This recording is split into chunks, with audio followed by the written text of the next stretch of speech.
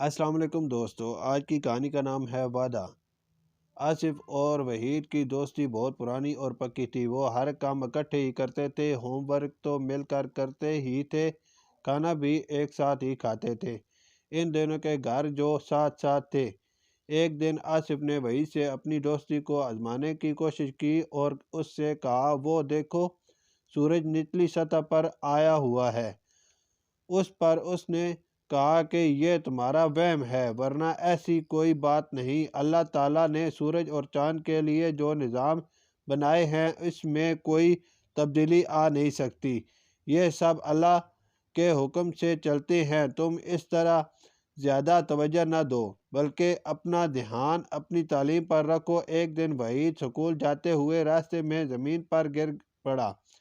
آس پاس کے لوگوں نے جب یہ دیکھا تو انہیں بہت افسوس ہوا اور انہوں نے اسے ہسپتال پہنچایا، اس کی مرہم پٹی کرائی۔ ڈاکٹر نے کہا یہ کم از کم ایک ہفتہ تک مکمل آرام کرے، نہ ہی کوئی کھیل کھیلے، ورنہ 2-3 روز تک تو بستر علالت پر رہا۔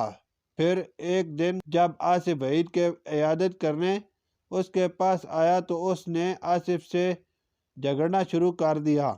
اگرچہ آصف وحید کی اس حرکت سے پریشان ہوا، تاہم اس نے تحمل سے کام لیا۔ جب ہسپتال سے چھٹی کر کے وہ گھر پہنچا تو آصف نے وحید سے بڑے پیار سے پوچھا کہ بتاؤ اس دن کیا بات ہوئی تھی کہ تم میرے ساتھ جھگڑا کرنے لگے تھے۔ تب وحید نے آصف کو ساری صورتحال بتا دی کہ وہ ہسپتال سے فارغ ہو کر باہر نکلا ہی تھا کہ ایک لڑکے نے اس کے سر پر اینٹ دے ماری، جس سے وہ زخمی ہو گیا اور اس کا سر پھٹ گیا۔ اگر مقامی لوگ اسے ہسپتال بر وقت نہ لے جاتے تو پتہ نہیں کیا ہو جاتا۔